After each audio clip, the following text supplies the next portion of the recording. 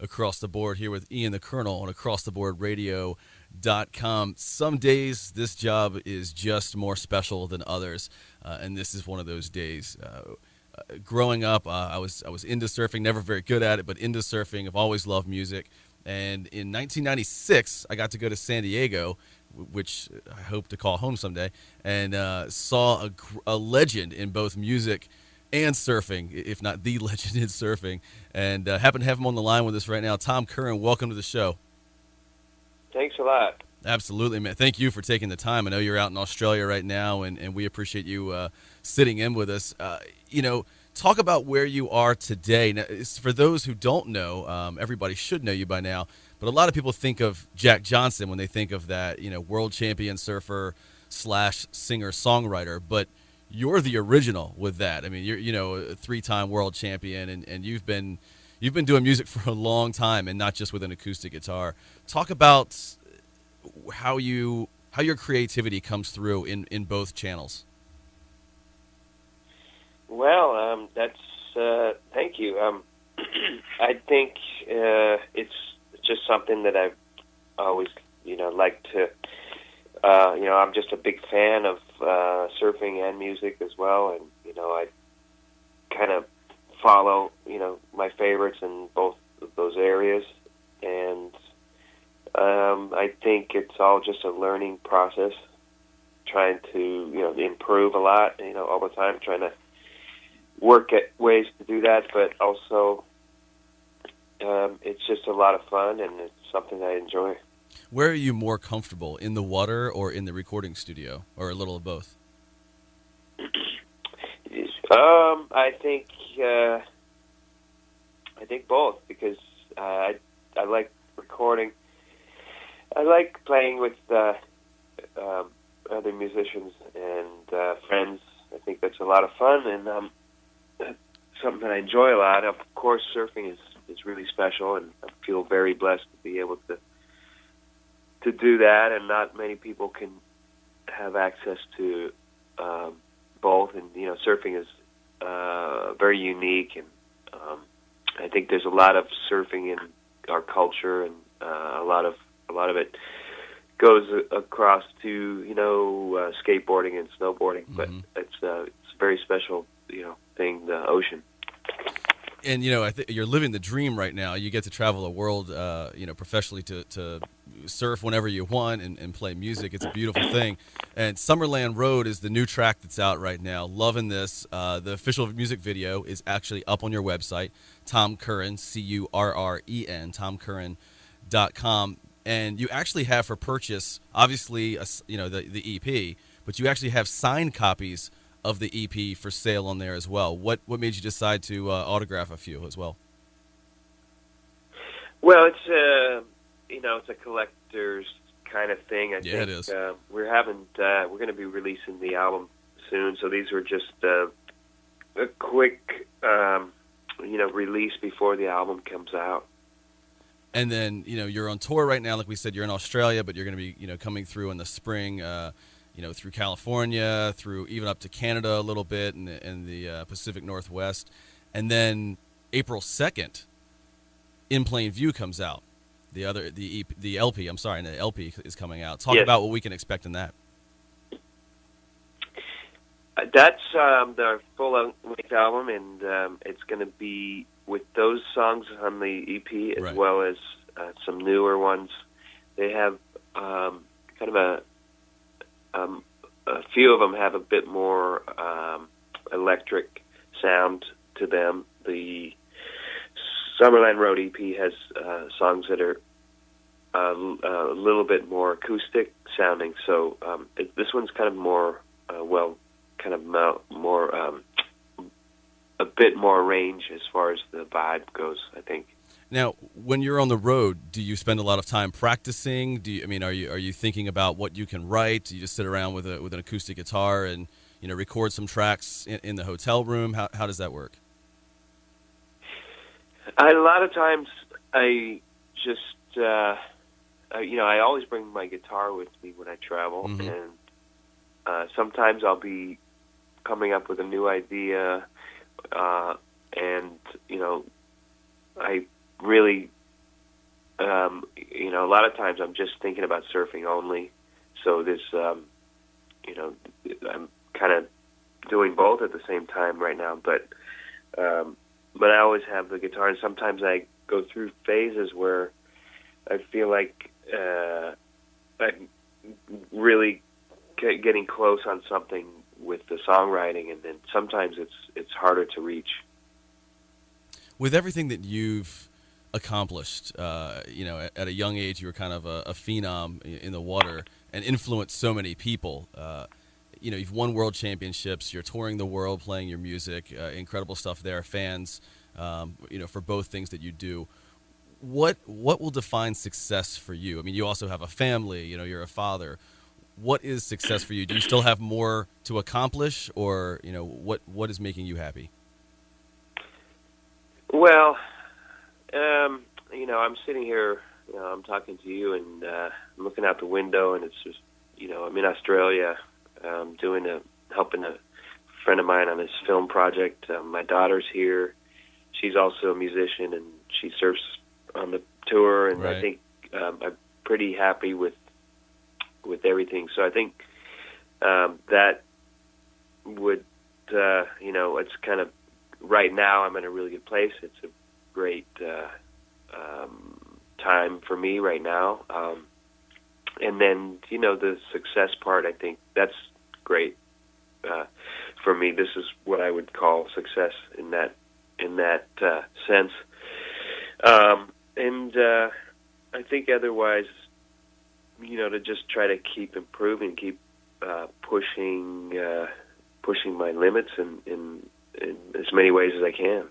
Now, you got into surfing obviously because your dad was a big wave legend as well, and took to it pretty quickly. For anyone who's aspiring to be a surfer, whether pro or just to enjoy it, because we all love the ocean, or someone who's aspiring to be a musician, do you have any advice for the good things and the bad things coming through that? Like, I would think, surfing is one of those sports that in the professional ranks you can come in pretty young, like motocross and some of those sports, and I would think some of that money and the sponsorships can affect you. A lot of those guys don't finish high school just because they're busy on the tour, or go to college, that kind of thing, which is great for them. But do you have any advice on pitfalls to avoid? Well, yes, it's hard. I think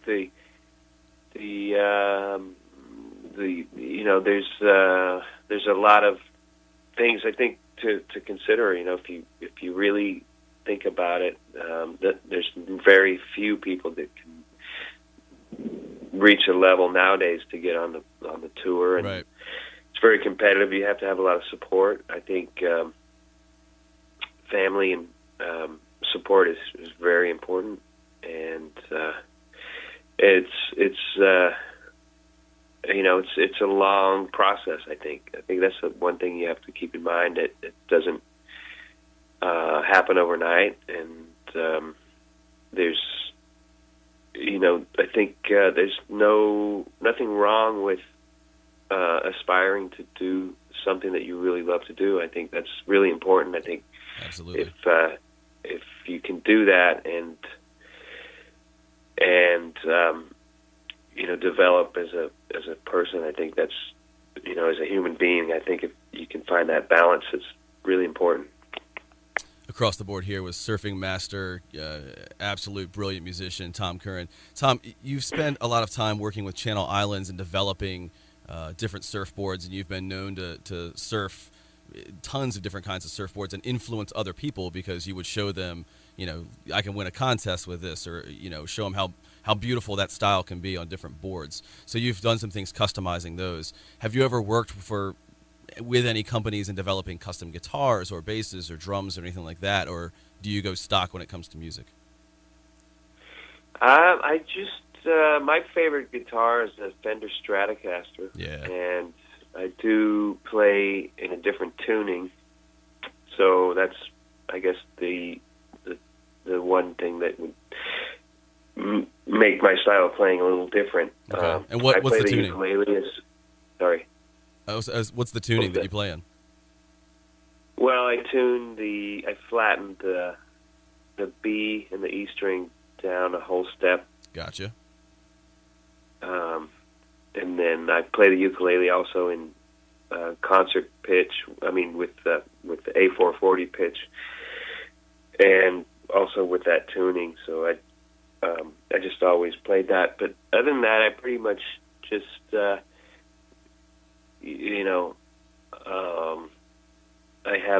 travel with my Fender, and then with a ukulele, pretty much, and I put them in the same guitar case, so it's really good, really practical like that. Wow, they both fit in the same case. I guess the ukulele is small enough. Wow. Yeah. That's convenient for traveling. I never really thought about that. That's nice. Do you just have the one Strat, or do you have a couple in case one breaks? Do you have a backup Strat, or you rock with the one original? I do. Well, I usually have I have 3 at home altogether. Nice. And, I have an E335, also a Gibson hollow body that I really love. It's just a different sound. But I don't usually travel with that one. It's more of a vintage look, kind of style guitar. But I have that one, and then I try to have backup guitar around if I break a string or something. And sometimes I play songs where I need to actually tune the whole guitar up. Oh, really? A whole step, because I have some tunes that I learned on with a capo. So I just usually either you have a capo or just tune the whole guitar up a whole step, and that's what I've been doing lately on this last 6 months or so with these new tunes, and and then in April we're going on tour up and down the West Coast. So I'll have like my guitars, my pedals, and my ukulele on that one. When you're recording, when you're in the studio, do you do anything special to look for tone? When you're going from album to album, do you think, I want to try something different on this one? I want to have a room mic in a hallway or something like that to get a different tone, or because from what I hear of your music, when I listen to your music, I think it's more pure. Like I don't hear a lot of effects and pedals and that kind of thing. And some of the guitar legends we've talked to, like Tab Benoit, says that most tone comes from the player. It comes from your fingers more than anything else. Do you look for something else, or is it just you that's creating that tone? I just what I usually do is I just roll the treble knob back, about back to about 7 or 6 or 5 or something, and it seems to me that sometimes the tone is really bright and brittle. So I kind of roll back the treble on the guitar itself, usually, and kind of maybe boost the mids a little bit, and that's kind of tone I like. And then as far as effects pedals, I don't really use much. I have a digital delay that I use sometimes, and then also just kind of like a wah pedal. I think you can get some interesting tones there, but mostly with the acoustic, with the ukulele, the pickups for the acoustic guitars haven't really been that advanced, from what I understand. They're still working on trying to get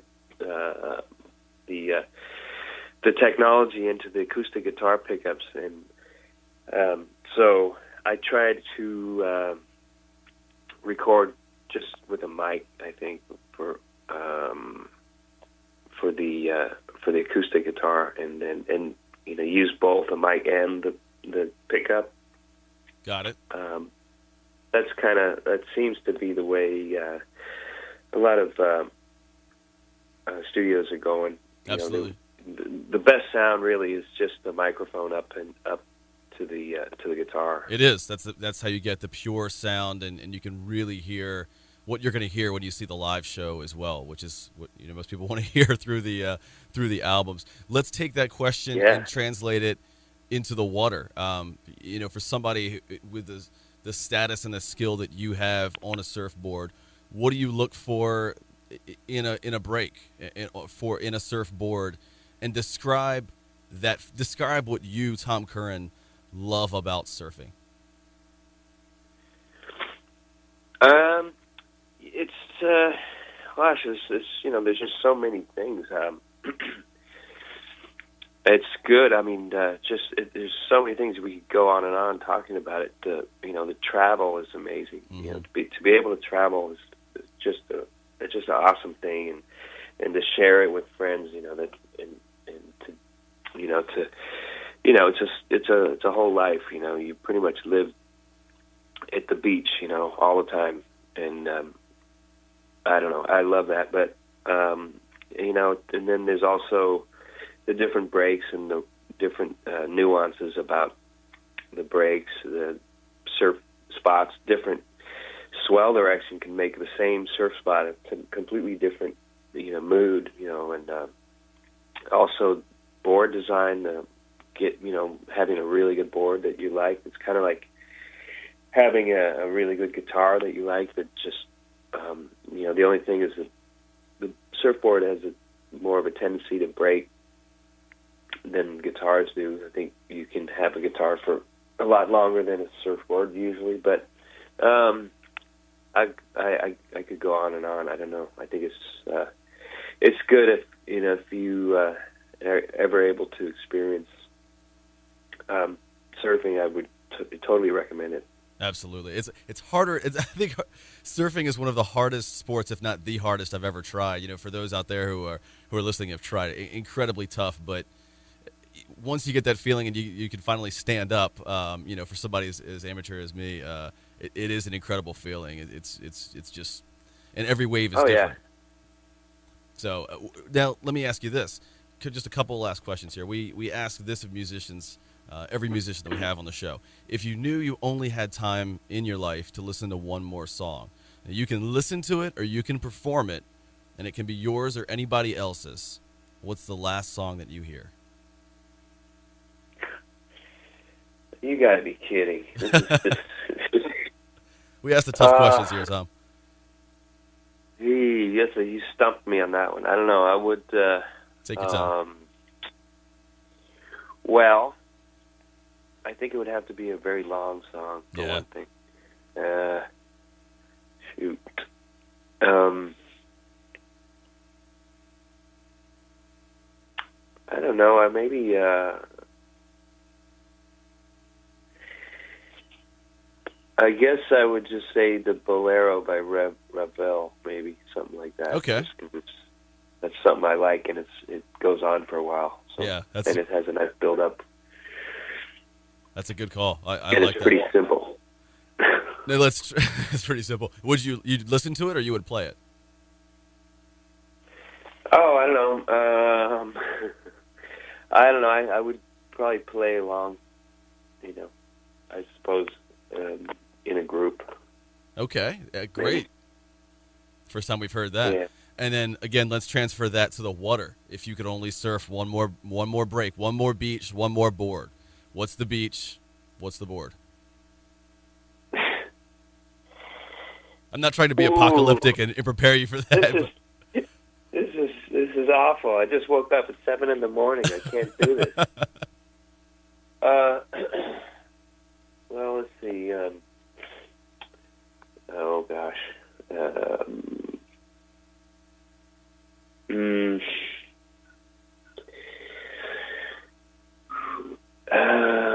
That's hard because I gotta think. First of all, think of a long way. That's really hard. I don't know if I can do that. Take your time. You can pick two if you want. Well, okay.